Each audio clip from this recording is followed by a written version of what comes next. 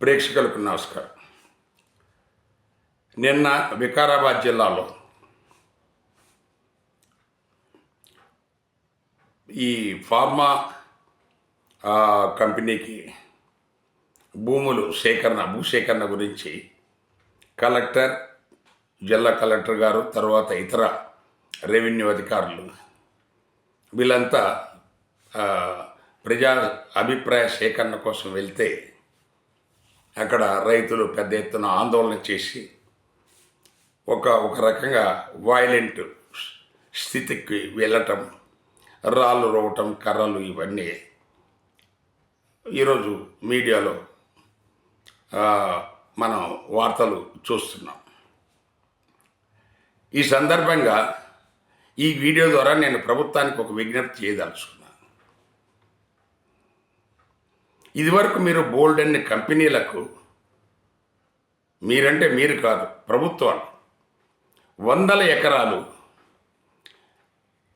ఈ ఎస్సీజెడ్ల పేరిట, ఇతర క్లస్టర్ల పేరిట మీరు అలాట్ చేశారు. తర్వాత అప్పుడు ఉన్న వాగ్దానం ఏంటంటే 1,000 లక్షల ఉద్యోగాలు వస్తాయని. దాని తర్వాత ఇవి ఎక్కువగా 2004 కాంగ్రెస్ గవర్నమెంట్ వైఎస్ఆర్ గారు వచ్చిన తర్వాత ఇలాంటివి చాలా జరిగాయి.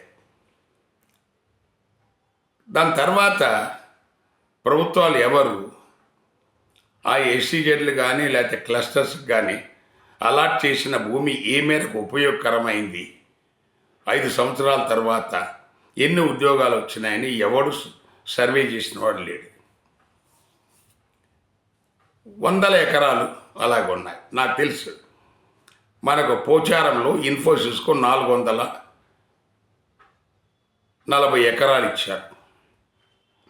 ఈరోజు అక్కడ పనిచేస్తుంది 3,000 మంది ఉద్యోగులు. ఎస్టిమేషన్ ప్రకారం 1,00,000 మంది ఉద్యోగాలు రావు, పనిచేయాలి. అందులో ఎన్ని ఎకరాలు వాడారు, ఎన్ని ఎకరాలు ఇంకా వాళ్ళ కంట్రోల్లో ఉంది. అక్కడ మార్కెట్ వాల్యూ గజం 50,000 ఉంది, రేపు 10 లక్షల రూపాయలు అవ్వచ్చు. అంటే ఇన్ఫోసిస్ వాళ్ళు మనకు 1,00,000 కోట్లు దాని ద్వారా లబ్ధి పొందుతారు.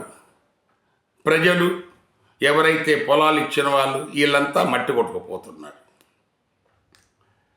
సో ఏదైనా మీరు కొత్త ప్రాజెక్టు పెట్టాలంటే ముందు పాత ప్రాజెక్టులన్నీ రివ్యూ చేయాలి. ఏదో పనికిమాలన్నీ అలాంటి బోల్డ్ రివ్యూలు, కమిషన్లు, కమిటీలు వేస్తున్నారు, చివరికి ఏమి ఉండవు. ఇవి తేలాల. ప్రభుత్వము గత 15 సంవత్సరాలు తీసుకోండి చాలు, అంతకంటే ముందు 15 సంవత్సరాల్లో మన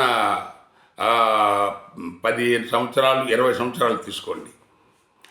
గత 20 సంవత్సరాల్లో ప్రభుత్వం అలాట్ చేసిన భూములెన్ని, ఆ కంపెనీలు వాడిందెన్ని, ఇంకా వాళ్ళ దగ్గర మిగులు భూమి ఎంత ఉంది, వాటిని తీసేసుకోండి, వేరే కంపెనీలకు ఇవ్వండి. అంతేగాని మళ్ళా ప్రజల భూములు లాక్కొని ఆఖరికి తిండి గింజలు లేకుండా చేయమాకండి. ఒకసారి దీని మీద సర్వే చేయించండి రేవంత్ రెడ్డి గారు, బాబు గారు.